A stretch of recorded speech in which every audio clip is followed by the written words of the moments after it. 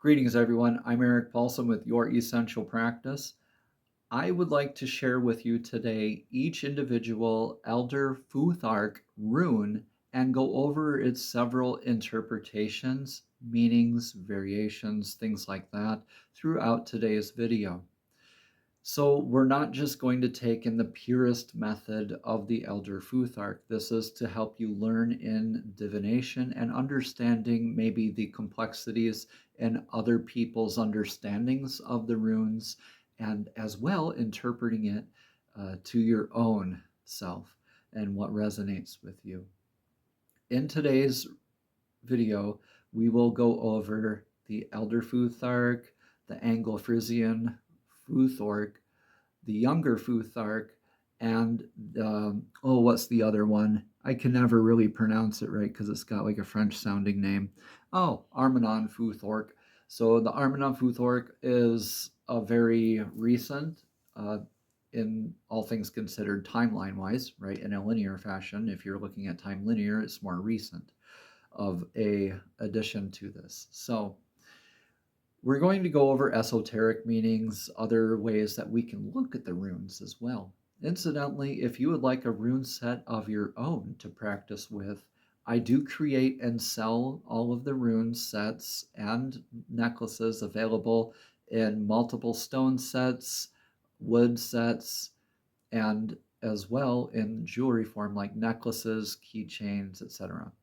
If you would like more information about that, please check the description box below. But without further ado, let's jump right into the Elder Futhark.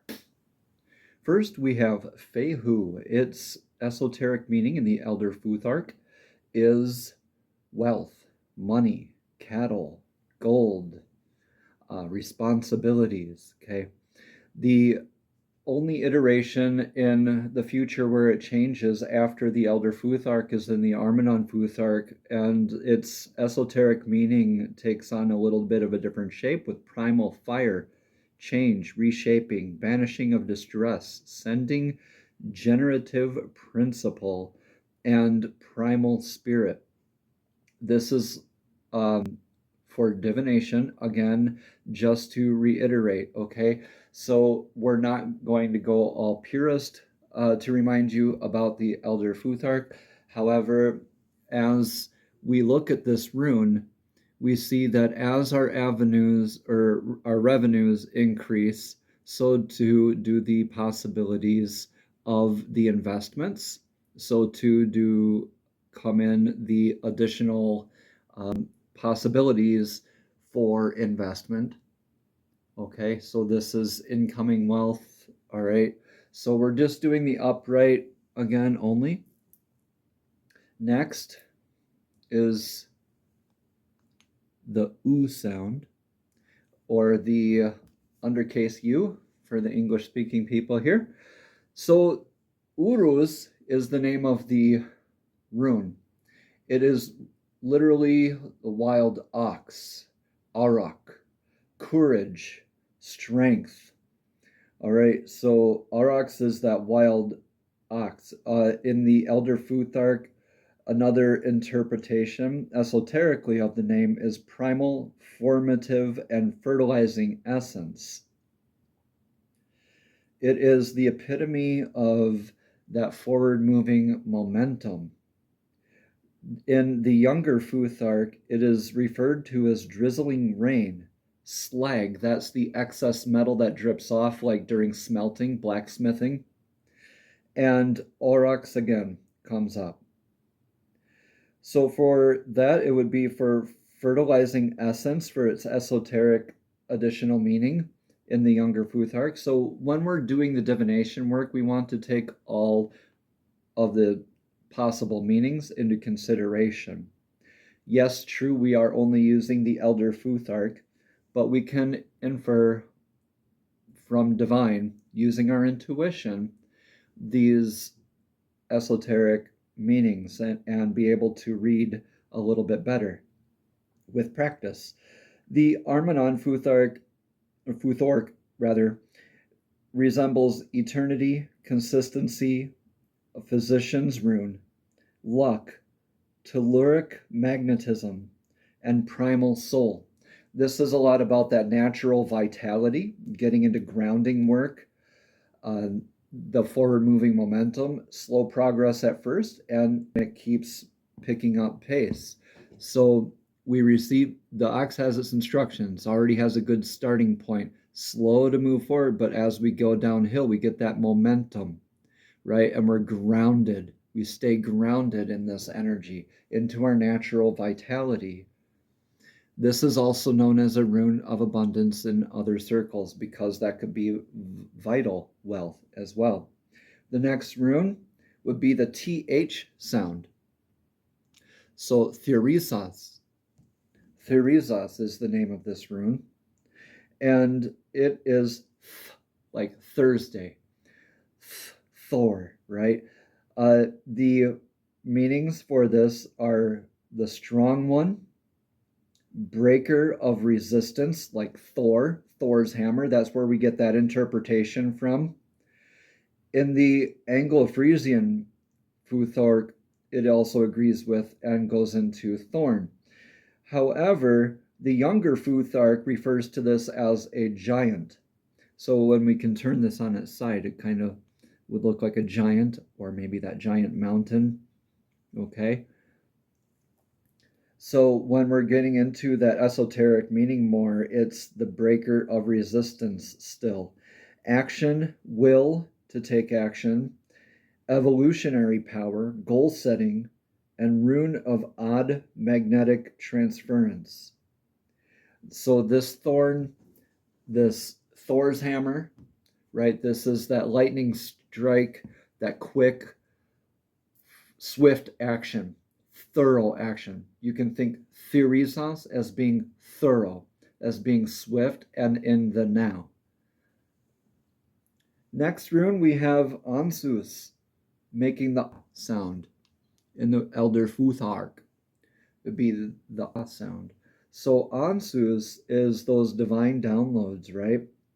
We're getting into some other esoteric meanings here with the ace, sovereign ancestral god. And so that would be more like the sovereign ancestral force, like Odin, divine downloads, that all knowing or that cunning or the communication type of energy. This is widely regarded as the antenna rune. It kind of looks like an antenna for receiving those divine downloads, and how we take them is up to us. It could also mean mouth, which is that communication again. And in the Armanon Futhorc, again, it says a completely different meaning than a lot of these other Futhorcs or Futharks, the younger Futhark, Elder Futhorc, or Elder Futhark. So Anzus has breath, spiritual well-being, word, radiating odd magic power.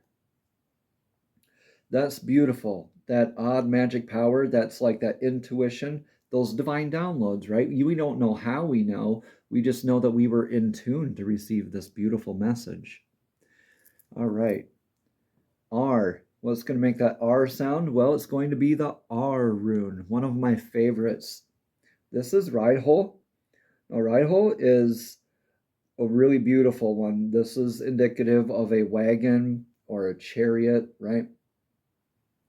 So when we're getting into Rydhol, that's more of that physical movement. So it is a literal ride, like telling us to go along with the ride, those energetic waves, right?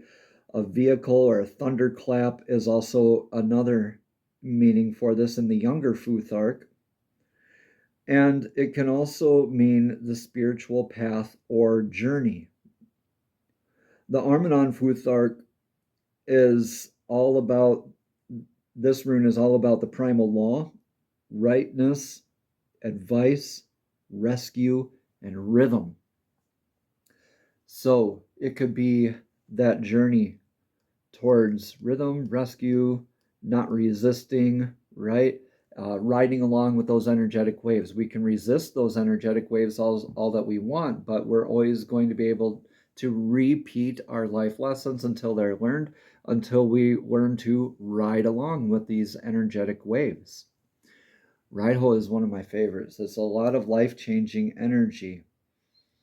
And here is the k sound of the Futhark. The Elder Futhark K sound is Kinas, or it's also called Kaunas. So it's more of the torch, or otherwise it would be a sword. And this would mean like controlled entry. So this would mean like the light illuminating the path. This is commonly referred to as a torch, right? So a controlled entry, maybe the entry is dark and you need to light that path. So this torch is helping you light that path. I also like another meaning for this. It reminds me of that quote, as we work to illuminate the path for myself, or excuse me, for others, I also illuminate the path for myself, like practicing what we preach kind of thing, taking our own advice. You can infer and meditate on these runes and figure out how they mean in your own life as well. So moving forward in the younger Futhark, another esoteric meaning would be internal, magical fire or projection, a lot of manifestation energies. This rune embodies fire, right? So the Armanon Futhark means generation, power, art, ability, and propagation. Now, you don't need to differentiate all these different Futhorks and Futharks and all of these iterations. The Elder Futhark is the oldest known. So when we're starting with the root, we're working with our essentials, right? Go figure, for your essential practice. So getting into the next rune, going in the Elder Futhark alphabetical order, we have Gibo. This is the G sound, like gas or God. So Gibo is literally translated into gift, exchanged force. Okay, so that exchanged force, that gift, it could mean several things, like a gift of energy, a physical gift, a spiritual gift, and it's an irreversible rune. It's one of the few that are also irreversible. So make sure you note in your practices which runes are irreversible. So when we're going into the reversed meanings, you can infer the opposite, okay, of what we're going over today. Gibo is a lot about that energetic exchange. X for exchange. So I like thinking of it like that. Again, make note cards if you like, and practice these with these keywords that I'm providing for you. So in the Armanon Futhark and the younger Futhark, there's not a lot of information out there for this rune. It's really that energetic exchange. Okay, moving forward. So when we go from that energetic exchange, we're moving into the W sound. So it looks like the letter P, which can make it a little confusing at first. Wunjo is the name of this rune. Wunjo, the phonetic W at the beginning, makes it that W sound. Okay, so we're getting into this with our clan flag of celebration and joy, and P for pleasure. You can look at it that way. P for pleasure and everything that's associated with it, really. All of the efforts that it took to get to that pleasure, towards that feeling of abundance, right? To the sort of completeness and celebrational energy. This is in a more like a harmony of like forces. Your clan is joining together to celebrate. How beautiful is that? When you look at it, it does look like that flag that's planted in top of the hill. After the pleasure, we also have the other side from pleasure, and that would be Hagalaz. So Hagalaz is making the h sound, like hut or hail. So the H, Rune. And Hagalaz is all about hail or stone, and it is the, the need for those, being ready for those unintended eventualities, those natural disasters. This is not an if but a when kind of thing. Also, the hail, the natural disaster. This is an irreversible rune, so that's where we get the it's not if but when. This is relating closely to a crossing point in a person's life, or otherwise known in like the circles of tarot, like the tower moment in people's lives. I know I refer to it a lot of like the tower in my readings personally, because I feel that's with the audience that I have, that's how most people would resonate with it. So this is a special rune name because it is all about that being prepared, dotting the I's, crossing the T's, not really being anxious, but just being prepared for when these things happen, that we can go through these energies in a more peaceful and balanced harmony. Next, after Hagalaz, we have Naldis. Naldis is, it sounds a lot like now this. It's indicative of needs, constraints, limitations, needing to address things. What are our real needs and what are our wants? When we're going down our path can be crossed by another energy. So that energy, whether it's a literal energy like a log blocking your path, or somebody else, or maybe it's your own self, take it how it resonates, right? So we're learning these for divination, so we can transmute these, this crossing energy, and this is something that needs to be done in order to continue on the path. So when we're in this is more of that fire resistance, deliverance, distress. What else is there? Just making sure that we're all taken care of after those tower moments, right? So after the hail, right? So after the hail, after Hagalaz, after those towers, after those natural disasters, we have needs, don't we? We would need to address certain factors in our lives, right? So next, we have Isa, which also serves as kind of a warning. So Isa is that kind of a I sound, but it is the, for all intents and purposes, it's the letter I rune, but it is more about ice, frozen, stuck, rigid, repeating life lessons, pacing a path back and forth on the floor in obsessive anxiety. Okay, so overthinking energies, a lot of analysis paralysis, perhaps. Take it how it resonates for your own readings, please. However, this is another one of those irreversible runes you'll notice. So this is about contraction, matter, and antimatter in the Elder Futhark as well in its esoteric meanings. When we're moving into other meanings of this, it's all very common. It's just about being frozen.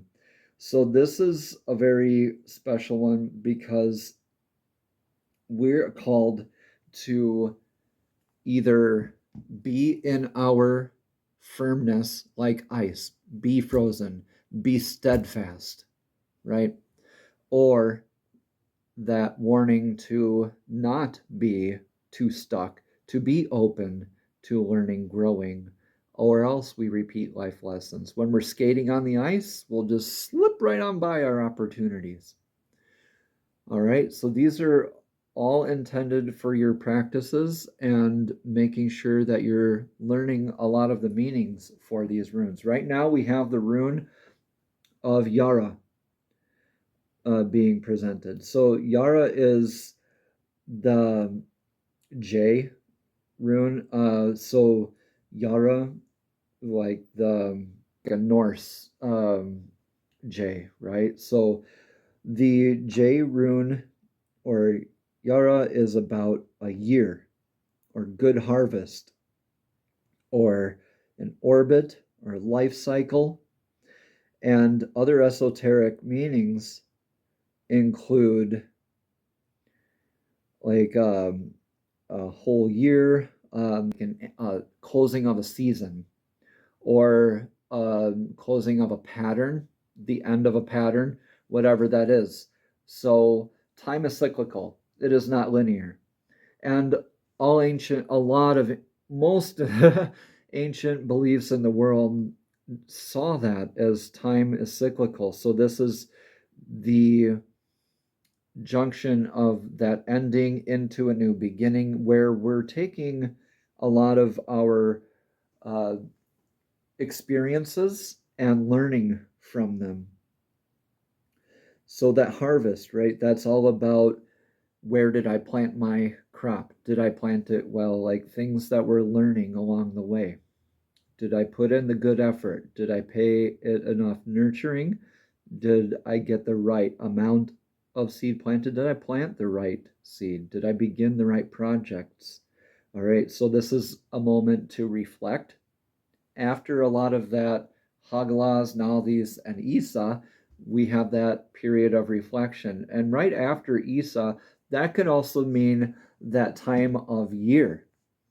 So this is where the year comes in because Isa can be indicative of those short, cold months, the solstice, right? The beginning and ending of a cycle.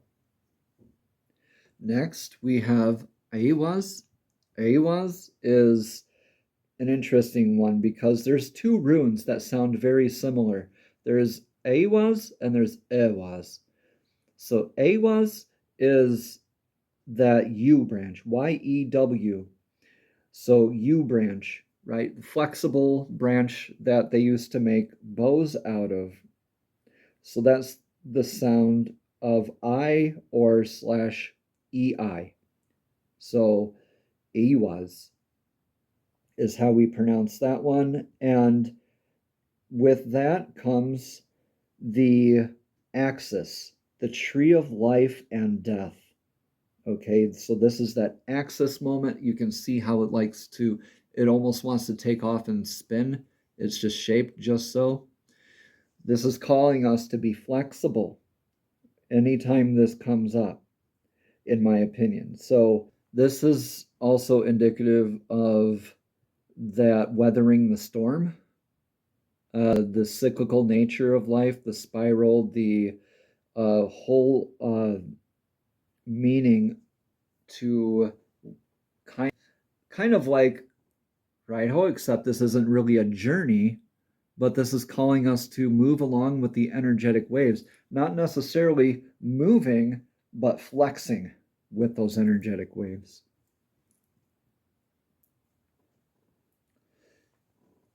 Next, we have Pertho. Pertho would be the P sound, the letter P. This is commonly referred to as the Gambler's Cup.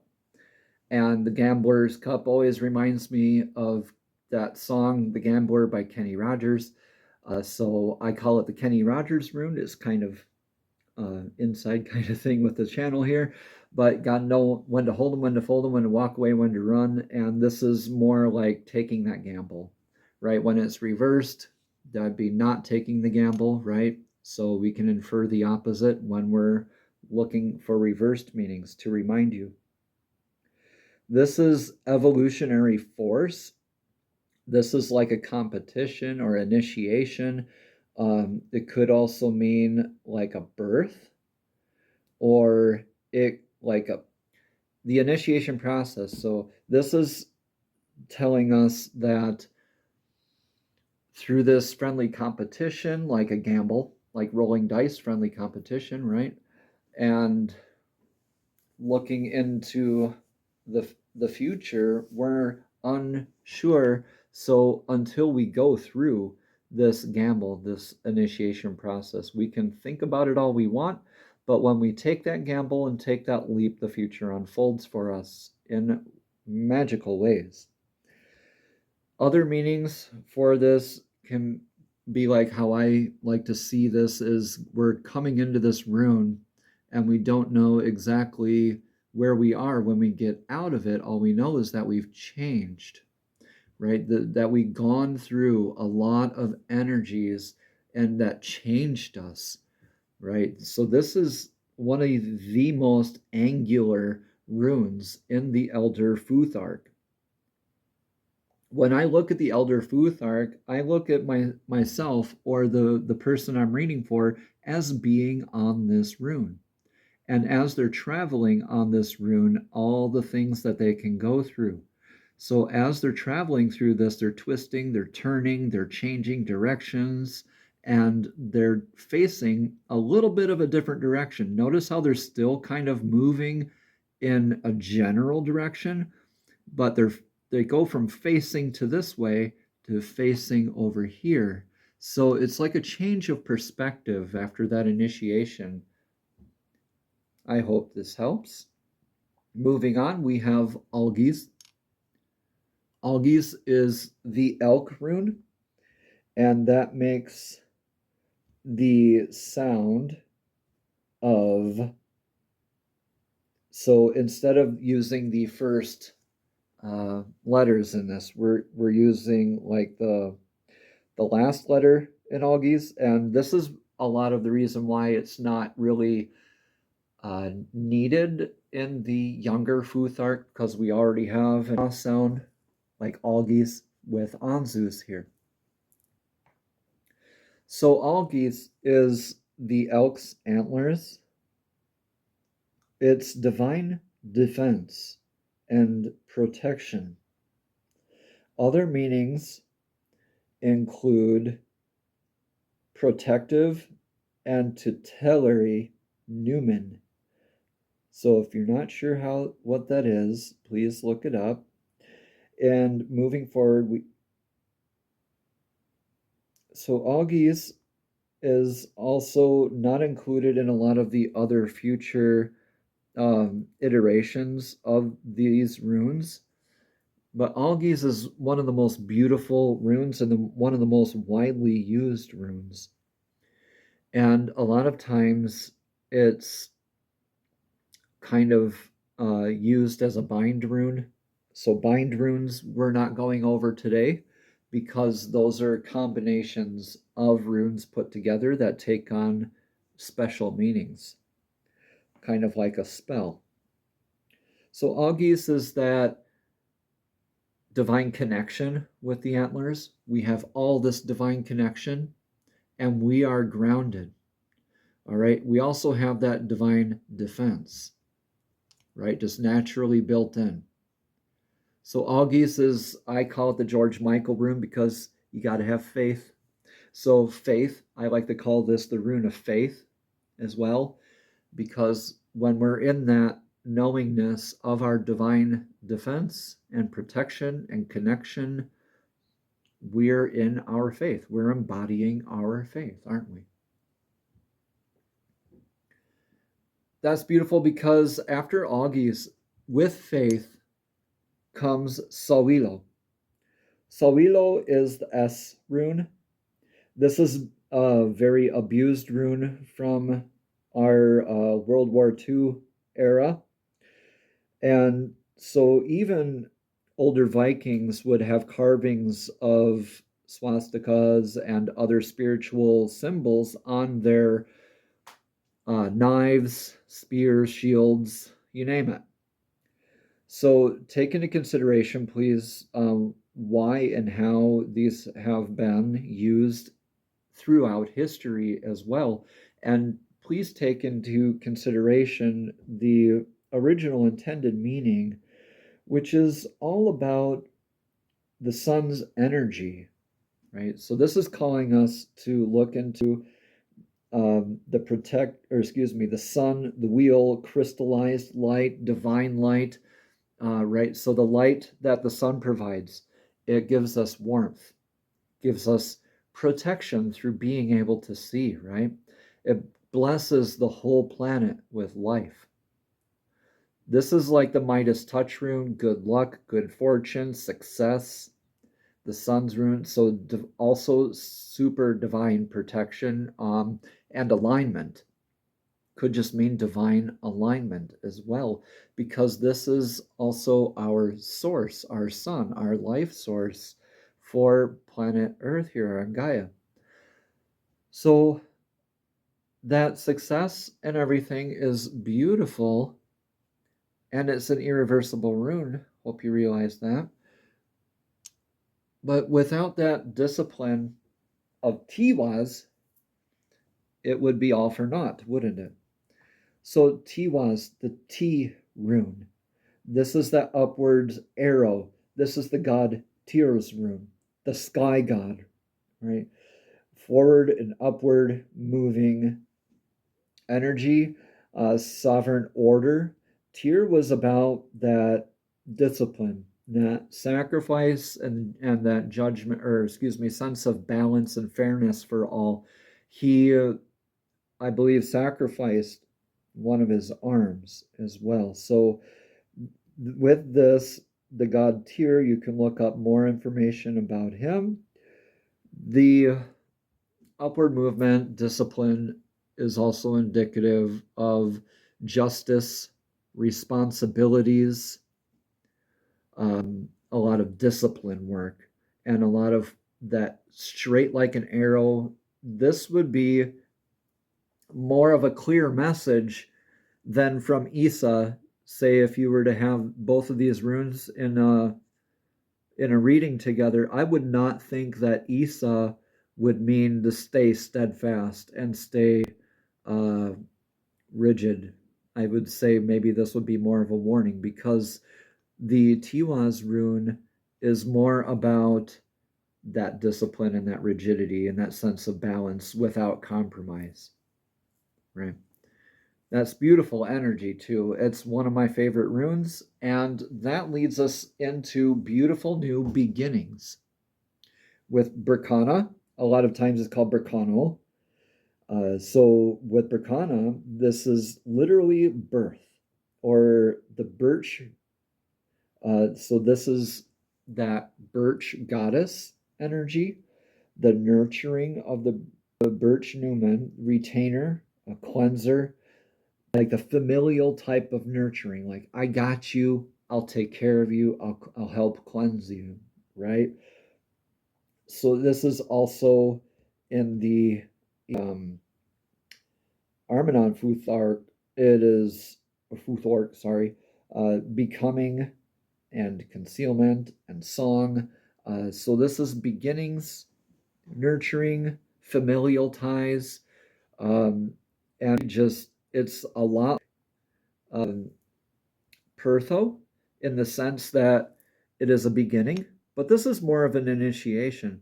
So we have to start at the beginning before we go through an initiation, right? So could be more of a birth, and this could be the birth process. Remember I said pregnancy or birth could be part of Pertho as well.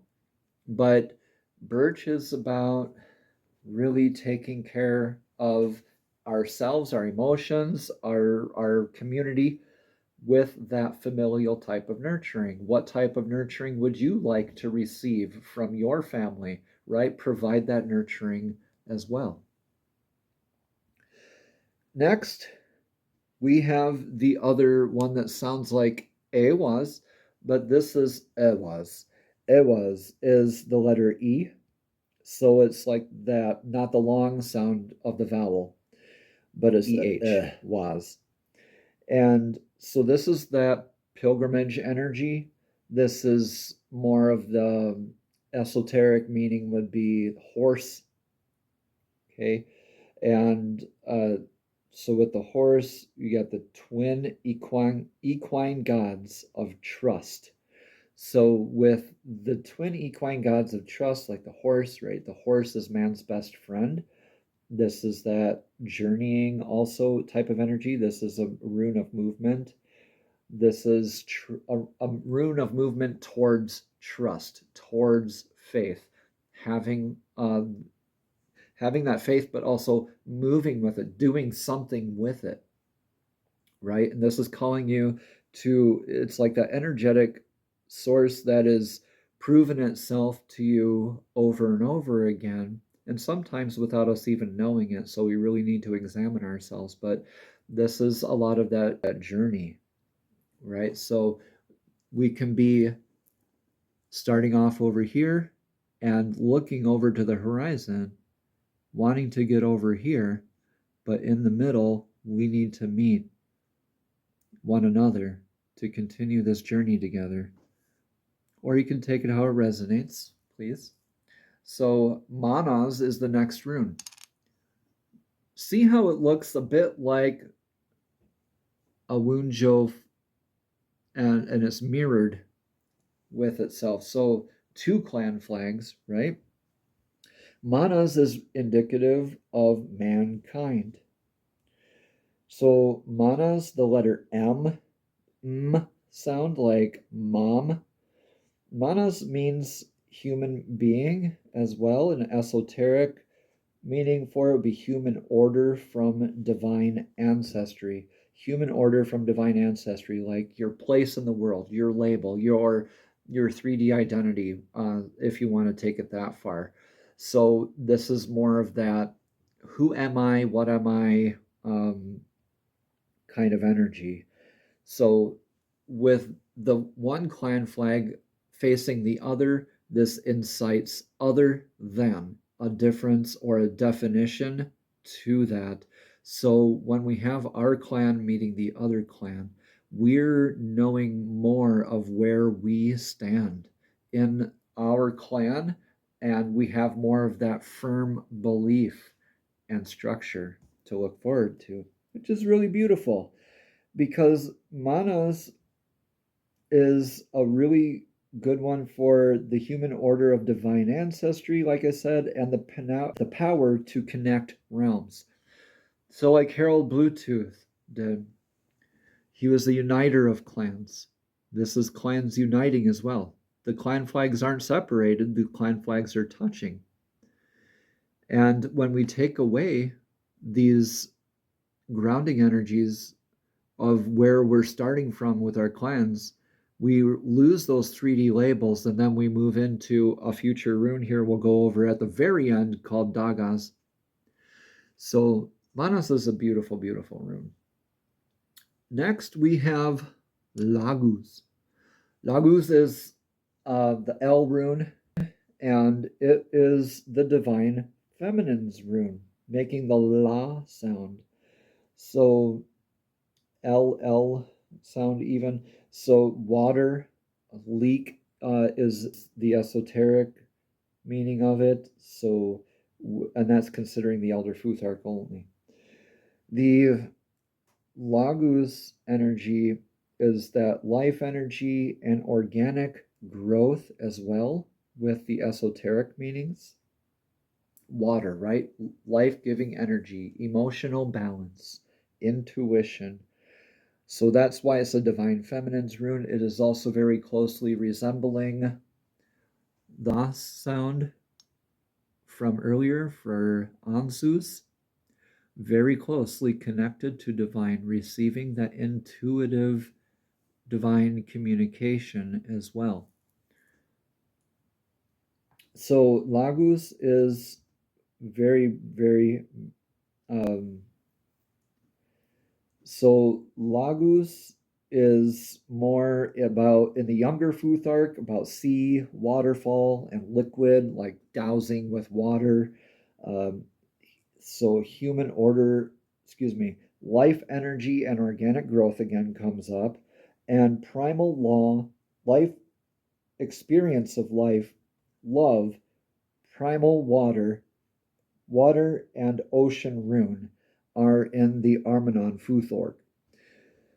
So all of these meanings we can take into consideration while we're divining with these runes. The Divine Feminine's rune, you picture yourself the Divine Feminine, right? She's steadfast in her intuition. She flows like water. She has emotional depth and that connection, the life-giving energy like water, right? So with the sun earlier, the sun provides life, right? So the water nurtures the life too. Also indicative of the Divine Feminine because of that nurturing energy, the life-giving energy.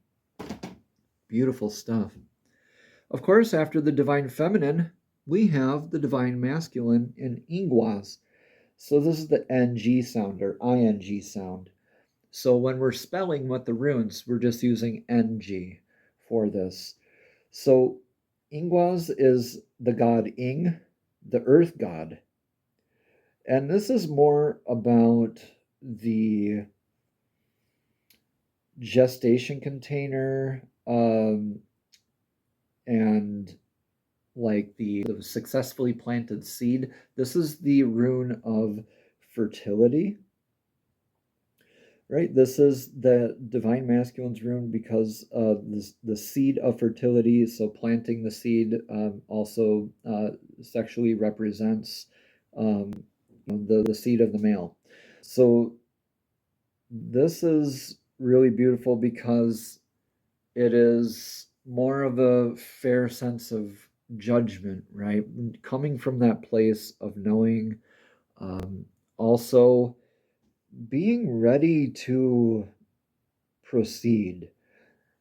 You've planted that seed, you have the fertile soil, you're ready to move on, right? Whether that means moving on to another project, moving on energetically, shuffling loose the mortal coil, like if somebody was questioning their mortality, if the Ing rune came up, I would say that would be a peaceful transition for them because this is that healed ego energy as well.